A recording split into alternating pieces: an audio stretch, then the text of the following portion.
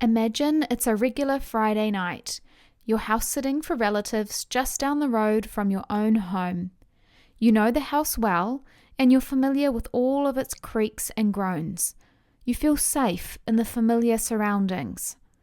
This is exactly the scenario 16-year-old Cassie Jo Stoddart found herself in one night in September 2006. It was supposed to be an ordinary evening, quiet, maybe even a little boring. But as the night wore on, the familiarity of the home started to fade. Small things felt slightly off, and as the hours passed, she felt a sense of creeping unease. She was sure it was all in her head, but it wasn't. Cassie wasn't alone that night, after all.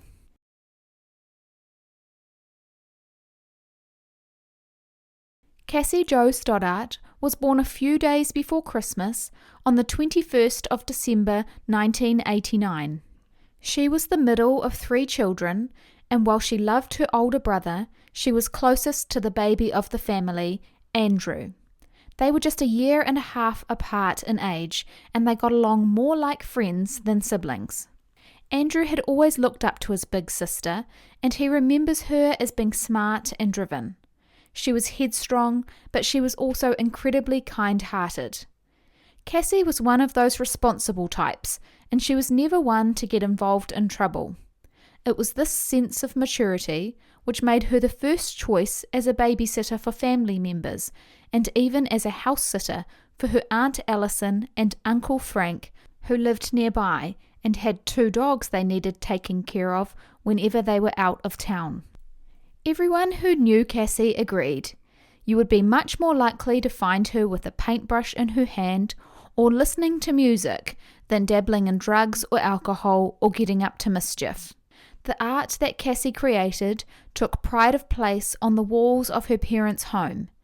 They captured the essence of who Cassie was, a bright, talented young woman with a future filled with possibilities.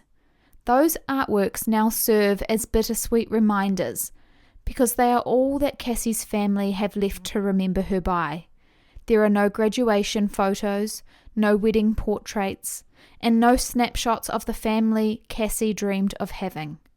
Cassie and her family were robbed of those precious milestones one terrible night in September 2006. Friday the 22nd of September started out just like any other for Cassie. She went to school at Pocatello High School in Idaho and spent the day chatting with friends as well as being annoyed by 2 classmates who insisted on shoving a camera into her face. As the hours ticked by, her mind wandered to her weekend plans. She had promised to house sit for her aunt and uncle who were going out of town for a couple of nights. They lived with Cassie's 3 cousins in a large house on a 2-acre plot of land on Whispering Cliffs Drive in Bannock County. Cassie had agreed to take care of the family's 3 cats and 2 dogs, just as she had many times before. After school, Cassie headed over to the house on her own, arriving a couple of hours after the family had left. Her boyfriend, Matt Beckham, was getting dropped off by his mum at around 6 p.m, so they could hang out for a few hours so she wasn't on her own on a Friday night. After watching half a movie, they decided to invite another friend over to hang out with them. That friend was Brian Draper, who Matt and Cassie knew from school. On his way to the house, he picked up Tori Adamczyk. Brian and Tori happened to be those 2 annoying kids that had filmed Cassie earlier that day. They were known at their high school for being knuckleheads who wandered around with a video camera taping everything they could. They told everyone that they were filming a movie, but they never let on what type of movie it was. When the boys arrived at the house at around 7 p.m, Cassie took them on a tour. When they all got back to the living room, they picked out a movie, and the group settled down to watch the opening credits of the film Kill Bill Volume 2. They watched as Uma Thurman worked her way through her kill list, and when the movie ended, Brian and Tori said they were going to head to the movie theatre in town to watch another movie. At around 10 p.m, they left the house and Cassie locked the door behind them. After they left, Cassie and Matt settled in for another movie. A few minutes later, they were curled up on the couch when they heard odd noises coming from the basement of the house. At first, they reassured themselves that there was nothing to worry about, and all houses make noises. But then all the lights went out, and the TV died, which left them sitting in the pitch black with the strange basement noises amplified in the darkness. This is when Cassie started to feel uneasy. Neither of them moved for a few minutes while they waited and hoped for the power outage to resolve itself. Then a couple of lights began to flicker on and off, which was almost more scary than the darkness had been. Then the two dogs Cassie was pet-sitting began to get agitated. They were crouched at the top of the basement stairs, growling at something in the darkness. Then, just as quickly as the noises had started, they stopped. The dogs calmed down, the lights came back on, and everything seemed like it was back to normal. But Cassie was still on edge, and her adrenaline was racing. So Matt called his mum and explained what was happening at the house. He asked if he could spend the night with Cassie to make sure she was all right. He could tell that she was nervous to be on her own, and he thought that if he was there, she would be less anxious. Matt's mum told him she wasn't comfortable with him staying over, but she did suggest that Cassie could come back to their house instead if they were worried. But Cassie was nothing if not responsible, and she knew that she had to keep the promise she had made to her aunt and uncle to look after their home and pets. She turned down Matt's offer to go home with him, and at 10:30 p.m. his mum arrived to take him home. On the drive back to his place, he called his buddies Brian and Tori to find out if he could meet them at the movie theatre they had gone to. But when he got hold of Tori, he was speaking so low that Matt could barely hear him. He figured they must already be in the movie, and so Matt decided to call it a night and head home with his mum. But Brian and Tori weren't in a movie, and they weren't at the theatre. They were somewhere equally as dark, but infinitely more sinister. Brian and Tori's reason for leaving the house had been a cover for their real intentions.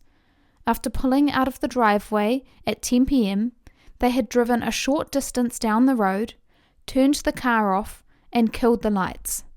And then they waited. When the television inside the house flickered back on, while Matt and Cassie watched another movie, the boys had changed out of their outfits and put on dark clothing and gloves.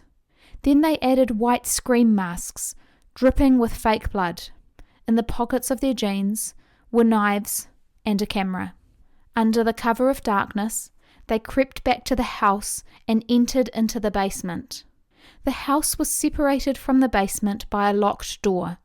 But unbeknownst to Matt or Cassie, Brian had unlocked this door during the house tour earlier in the evening. Brian and Tori were patient in the basement for all of about 10 minutes. Then it was time for them to put on their big performance. They rattled the window frames, knocked on the walls, all in an effort to unsettle Cassie. When one of the boys found the main power board for the home, they killed the lights and then flicked them on and off. It was almost as if the boys were acting out the opening scene of a horror movie, where the tension builds slowly, where each rattle and movement amplifies the suspense. But if that were the case, then there would surely have to be a point to it all. In a typical horror movie, the suspense is designed to keep the audience on edge as they wait for the inevitable jump scare. Well, it turns out the boys did have a point. In fact, they had a script, because what they were doing was the opening scene to a horror movie. But in this film, the main character had no idea she was in it. When Brian and Tori heard Matt's mum's car drive away, they knew the time had finally come. In a few short moments, they would bring their main scene to life. After Cassie said goodbye to Matt, she went back to the living room and sat on the couch. By then, only half the lights in the house had come back on. Maybe she was still terrified, or perhaps she was comforted by the small pockets of light which remained. Either way, any comfort she did experience would be short-lived, because not long after Matt left, all of the lights cut out and Cassie was in complete darkness once again. She never saw what came next. Brian and Tori moved silently towards the couch in the darkness. When they reached the sofa, one of the boys lunged towards her and pinned her down.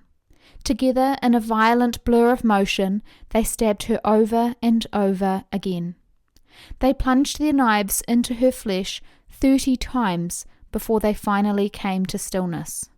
As the adrenaline surged through their bodies, Brian and Tori ran out to their car on the side of the road. What do you do after murdering a friend? Well, for these boys, the only logical thing to do was to pick up the video camera and press record. As the camera clicked on, Brian's gleeful voice filled the small confines of the car. Quote, "Just killed Cassie. I stabbed her in the throat, and I saw her lifeless body. It just disappeared. Dude, I just killed Cassie." End quote. The footage showed the boys' reaction as the reality of what they had done hit them. Instead of being horrified by their actions, they were excited. They were smiling from ear to ear as if they had just won the lottery. After a few minutes of gloating, they drove to the movie theatre and bought tickets for the film they had told Matt and Cassie they were going to watch that night.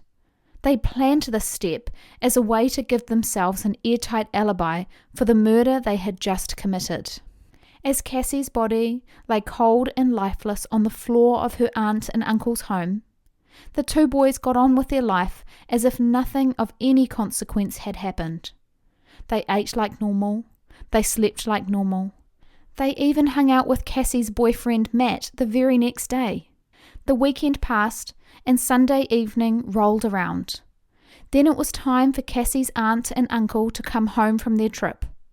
Their 13-year-old daughter was the first to walk through the front door. As she entered the house, she was greeted by a scene she will never forget. Lying in a pool of blood in the living room was the body of her 16-year-old cousin.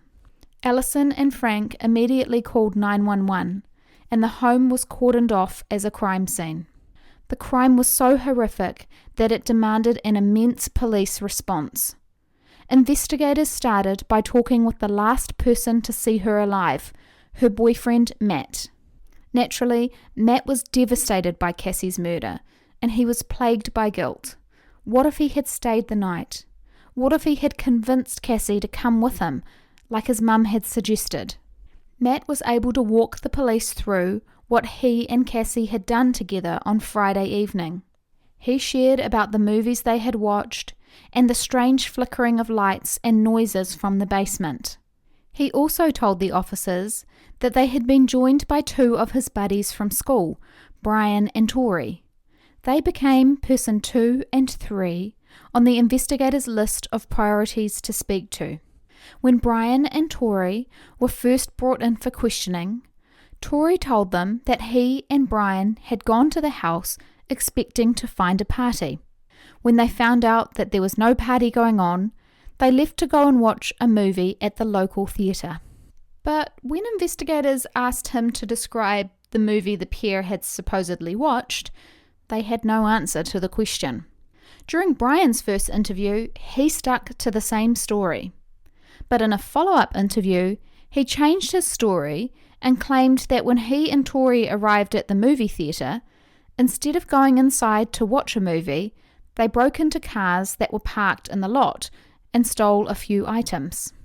It's not uncommon for suspects to admit to a smaller crime, like theft, in the hopes of getting away with a bigger crime, like murder. They hoped that by offering up incriminating evidence of something else they had done wrong, the investigators would be less suspicious of them for the big crime. But the police knew better than to fall for this tactic, and they brought Brian back in for a third interview. This time, Brian came with backup, his mum and dad. By the time he walked through the door for that third interview, Brian was ready to spill. He told the police what had really happened, And importantly, he told them why. Remember the movie Brian and Tori had been filming? Well, Brian told the officers that this wasn't the kind of project they could show during a film studies class. They intended their movie to be infinitely more horrific. Brian revealed that he and Tori were obsessed with the Scream movies, and they wanted to make a version of their own. If you've never watched one of these movies, then here's a quick recap. The movie centers around a girl named Sydney Prescott, whose mother was killed a year earlier. She and her friends become the target of a disturbed serial killer wearing a mask of a creepy white face. In the opening scene of the movie, a young girl is home alone when she receives a call from a stranger. The stranger begins to ask her questions about horror movies before she realizes that this caller can see her. The conversation turns sinister, and she is made to answer movie trivia to save her own life and that of her boyfriend. By the end of that opening scene, she and her boyfriend are dead. Most people would watch Scream in the same way they would any other slasher movie. You know it's inevitable that everyone will die, but you're still rooting for the characters to get away from the crazy killer at the same time as trying to predict what horror will happen next. But that is not the way Brian and Tori watched Scream. They watched the demented, white-masked killer, and instead of being creeped out, they were inspired. If you watch the Scream movies all the way through, you'll know that the killer is actually two killers, and they were friends with everyone they killed. And that's exactly who Brian and Tori wanted to be. Scream was a blueprint for the movie they wanted to make about themselves. But these movies weren't their only inspiration. Brian and Tori's role models include a lovely list of people like Kenneth Bianchi and Angelo Bueno Jr., who are also known as the Hillside Stranglers, as well as the Columbine school shooter. In fact, the boys dreamed of one day being even more notorious than Ted Bundy. I'll leave you to decide if they achieved that goal. All of this to say that when the boys went over to Cassie's that night, they had already decided they were going to kill her. And they had filmed the opening scenes. When investigators found the boys' tapes after Brian's confessions, they watched as the disturbing scene played out. The first clip was taken the day before Cassie's murder. Brian and Tori are in a car hanging out. They discuss several failed attempts at bringing their slasher movie dreams to life. They chat about the times they visited the homes of their intended targets and how annoyed they were when people they planned to kill were either not at home or not alone. The boys later admitted that they had planned and failed to kill their classmates at least 8 or 9 times. It's unsettling to think that during the day, Brian and Tori would hang out with their friends like normal teenage boys.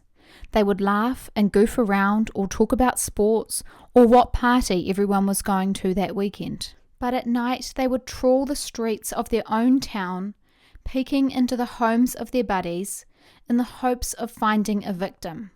Time and time again, they attempted to find the notoriety they craved. But each time their plans would be foiled, until they finally got to do what they so desperately wanted. In another series of clips found on the camera, Brian and Tori talk about Cassie and Matt.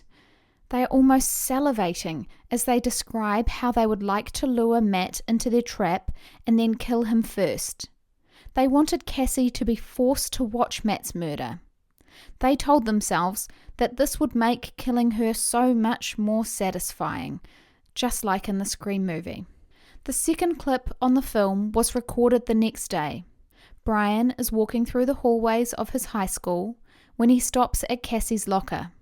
Then he shoves the camera in her face and tells her to say hi. You can tell she's surprised by Brian's demand, but after a second she plays along. She could never have imagined the disturbing motives behind this seemingly innocent moment. It's chilling to know that when Cassie looked into the camera at that moment, She had no idea that she was starring in a movie about her own death. This clip would one day be played for jurors at a murder trial. Her murder trial. Shortly after the interaction with Cassie at her locker, the film shows Brian and Tori sitting at a table.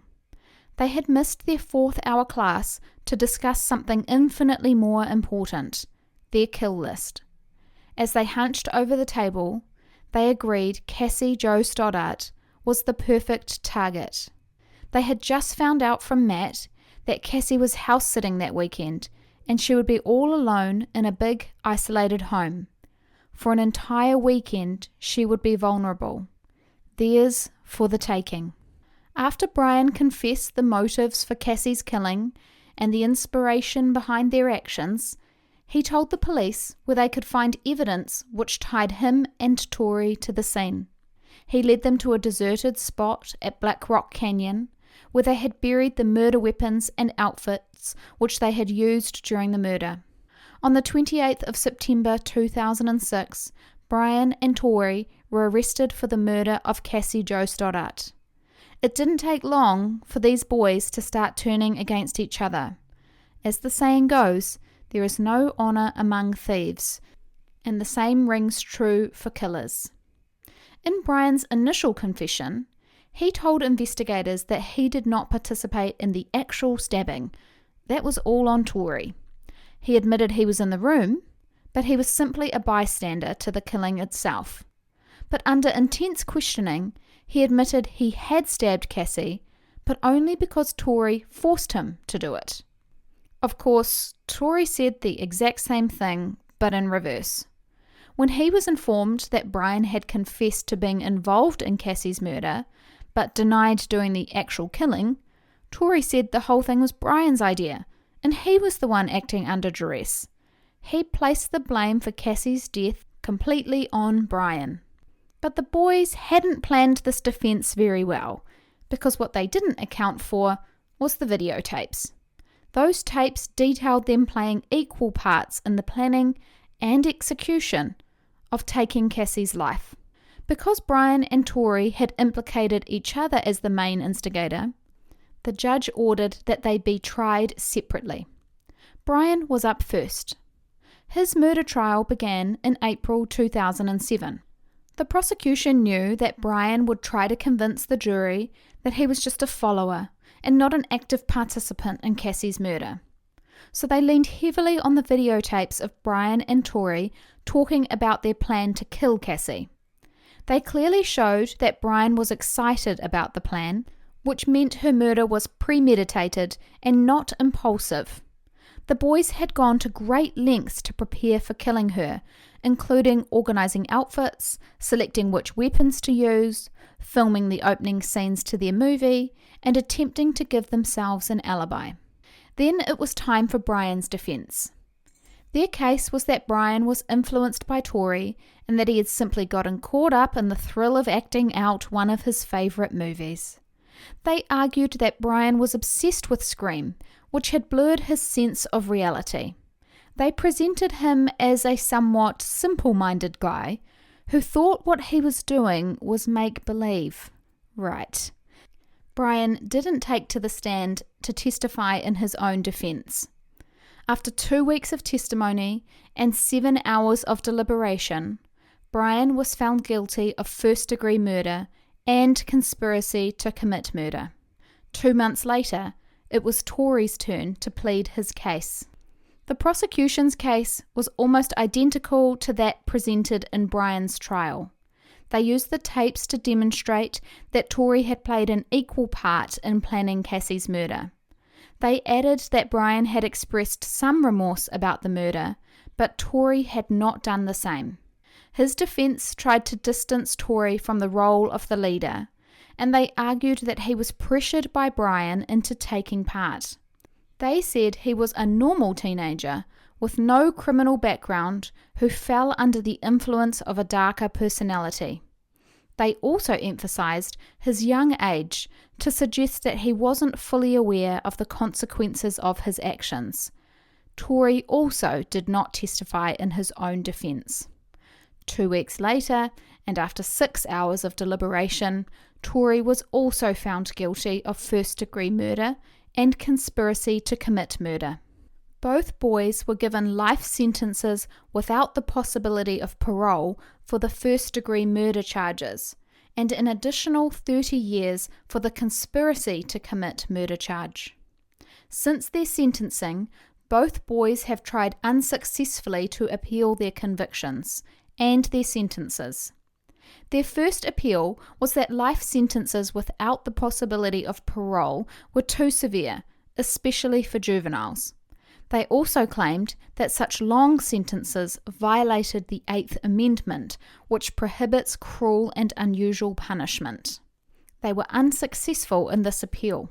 Then, in 2012, the boys were offered a lifeline, after the US Supreme Court ruled that mandatory life sentences without parole for juveniles were unconstitutional. Brian and Tory challenged their sentences again, with their lawyers arguing that the ruling should apply retroactively to their cases. In 2016, Tory was granted a resentencing hearing in Idaho, but ultimately the judge upheld his life sentence. The same thing happened to Brian, with the court's ruling that despite their ages at the time of Cassie's murder, the nature of how they had slaughtered her justified their sentences. In so many cases, we can look back at the perpetrator's childhood and find evidence of significant trauma or turning points which led the person down a path of violence. These events often plant seeds of anger, resentment, or detachment, which can grow into something much darker. But that is simply not the case with either Brian or Tory. Let's start with Brian. He was born on the 21st of March 1990 to his parents Pam and Kerry Draper. He grew up in Utah and moved to Idaho in his early teens. He was raised in a middle-class home, and there is no record of violence or dysfunction in his childhood. Brian was known as a quiet and shy boy, and he did fairly well at school. The only thing to note about his early years was that he had a stutter, which meant he was bullied at school. As for Tory, he was born on the 14th of June 1990 to Shannon and Sean Adamczyk. He grew up in Ponticello in a supportive family, and he was described as a polite and intelligent guy who had a great sense of humour. He was a fairly average student and was a member of the drama club with a particular interest in filmmaking. Neither of Cassie's killers had any red flags to indicate they were capable of such violence. In the aftermath of Cassie's death, her parents filed a civil lawsuit against the Idaho School District. They argued that the school should have been more proactive about the threat Tory and Brian posed to other students. The basis of the suit lies in the fact that most of Tory and Brian's violent videos were filmed on school grounds. They had even drafted their kill list while at school. However, the Supreme Court found that there was no way the school could have foreseen the actions the boys would take, and their case was dismissed. Cassie's brutal murder caused irreparable damage to the lives of everyone who knew and loved her. Her little brother recalls the day he received the news that his sister was dead. He remembers arriving at his aunt and uncle's house to find it surrounded by police vans, and the pit in his stomach when he saw the grim expression on his stepfather's face. At that moment he knew that something was very, very wrong, and that his life would never be the same again. He later told reporters, quote, "I just miss having my sister right there, a grade above me. I felt like I was always a step behind her, looking up to her. She really was a role model. She was really smart, doing good, and had a lot going for her." End quote. Then there was the impact on Cassie's aunt and uncle, Allison and Frank, whose home was the scene of her murder. Allison fell into a deep depression after Cassie's death and almost lost her job. This meant Frank had to work 2 jobs to keep the family afloat. They had immediately vacated the house and tried to sell it, but the notoriety of the murder meant there were no interested buyers, even with new paint on the walls and brand new carpet on the floor. At one point, the family stated that they would be happy to accept what they owed on the mortgage, which was $138,000. But despite the rock-bottom price, the house was never able to be sold.